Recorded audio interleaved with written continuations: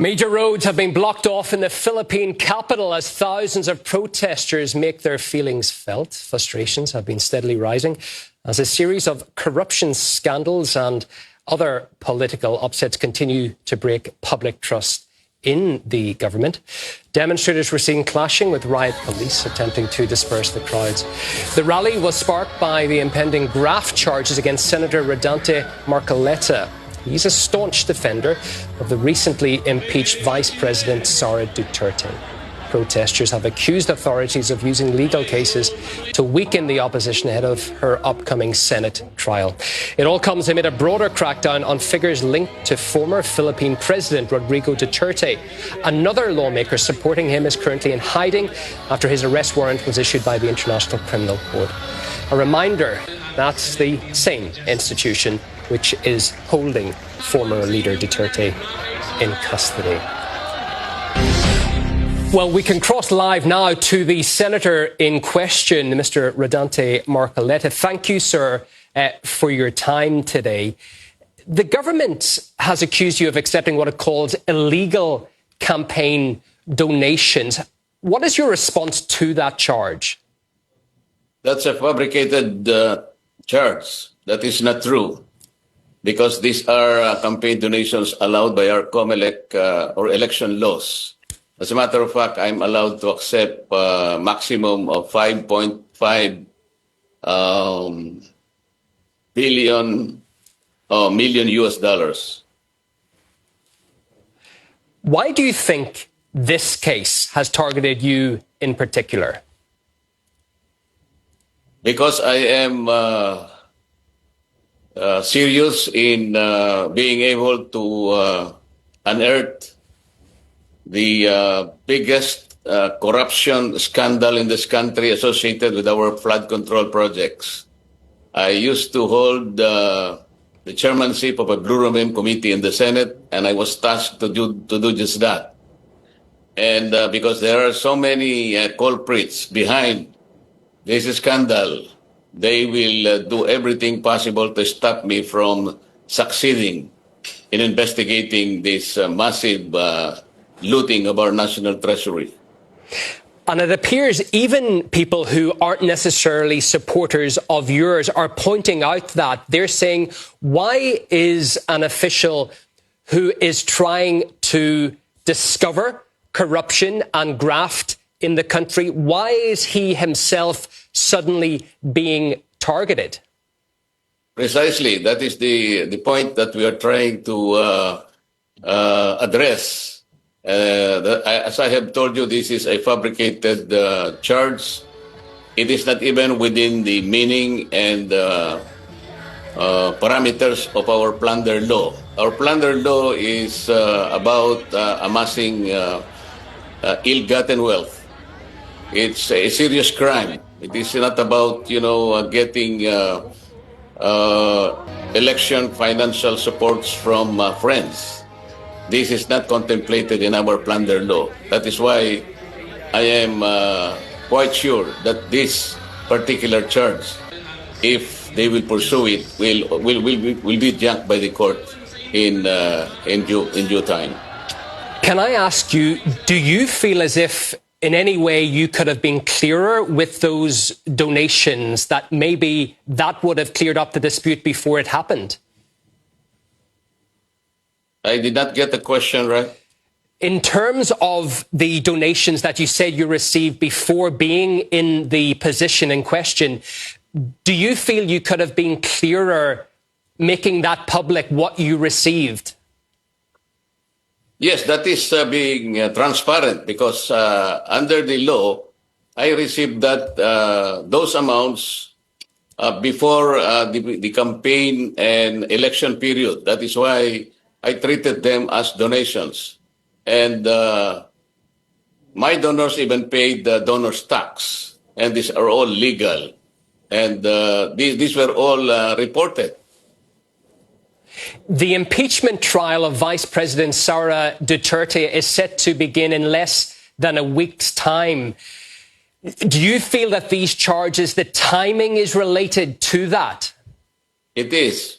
Because by being able to arrest me the ombudsman made a promise about 2 weeks ago that he is going to file a case with the court, and because plunder is non-bailable, it will be surely served within this week, and I will be arrested, and therefore will be unable to participate in the impeachment trial, which will start on July 6. And her father is currently sitting in The Hague. You have been a vocal supporter of his. Will this situation, the charges against you, will it make you quiet down in any way in terms of your support for Rodrigo Duterte? It's really related to that because I have always supported the former president, because I always believed that his extraordinary rendition was illegal, considering that our country is no longer a member of the ICC, which means that we have withdrawn from the Rome Statute. And therefore, I have always believed that his abduction was illegal. And this concerned the powers that be in this country. We spoke before, perhaps around a month or two ago, sir, and you were quite confident, if I could suggest, that The Hague would eventually have to overturn the charges against Rodrigo Duterte. Do you still feel that way? I still feel that way, because if the ICC tribunal will consider that our national domestic judicial system is operating, Rodrigo Duterte was deprived of the protection of our domestic laws, and it even violated a particular provision of the Rome Statute, where our domestic law should first apply before ICC could, in pursuant to the principle of complementarity.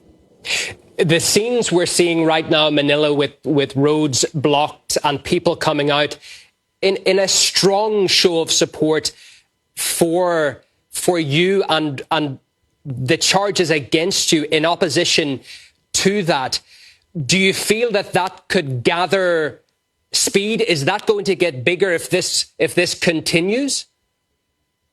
I believe so, because the people also know that these charges are fabricated, and they are harassment suits within the meaning of our domestic laws. And they also cannot see how these charges can be pursued, notwithstanding the several documents already unearthed during our earlier investigation that several of our public officials are complicit, and they are behind this massive looting of our national treasury. Are you personally nervous, sir, about this case against you and what it could mean if a court finds you guilty? I am very sure that the court will not find me guilty, because, as I said, these are all fabricated cases, and they are not within the meaning, within the contemplation, and within the parameters of our plunder law.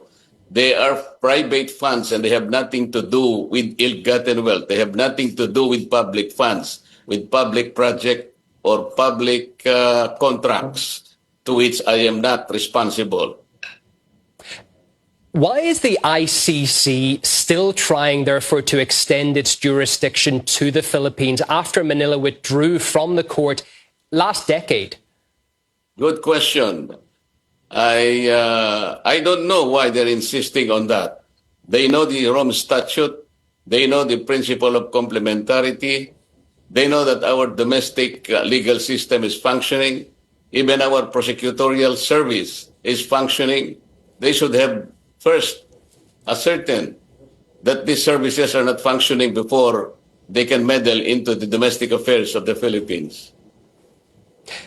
And just to finish, sir, can I ask you for your overall thoughts on the political climate right now in Manila? It seems particularly divisive. Is that how you would characterize it?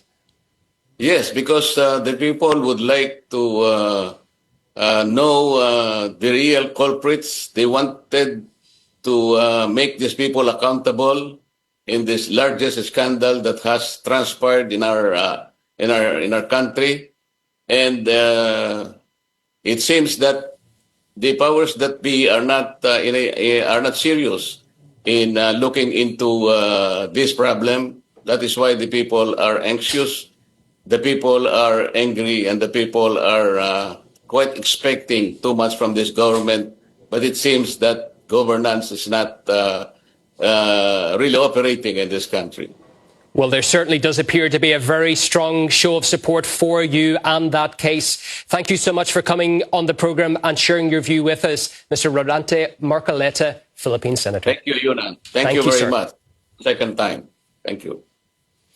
OK, that is where we leave the news wrap for now. But RT's flagship programme, The Sanchez Effect, is just about to get going. Catch Rick for that in moments.